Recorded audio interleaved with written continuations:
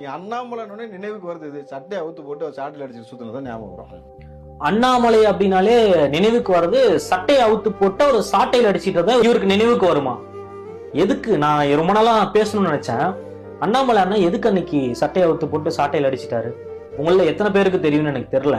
நான் அந்த விஷயம் நடந்து அவர் கேலியும் கிண்டலுமா பண்ணாங்க. ஆனா அன்னைக்குதான் நான் அவரை ரொம்ப எனக்கு அவர் மேல பற்று அதிகமாச்சு அந்த நாள்ல. ஏன்னா அந்த பாதிக்கப்பட்ட பொண்ணை அவர் தங்கச்சியா பார்த்தாரு அண்ணாமலை. இவனுங்க எல்லாரும் அதை வச்சு அரசியல் பண்ணாங்க, அவரு மட்டும் தான் தங்கச்சியா பார்த்தாரு. ஏர்போர்ட்ல பிரஸ் மீட்ல கேட்கும் போது இது அரசியலா பார்க்காதீங்க, அந்த பாதிக்கப்பட்ட பெண் என்னோட தங்கச்சி அப்படின்னு சொன்னது அண்ணாமலை.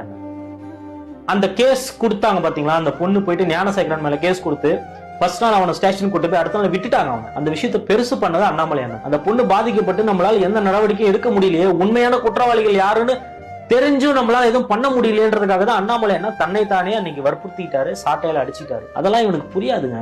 இவன் அக்கா தங்கச்சி கூட பிறந்திருப்பானான்னு தெரியல.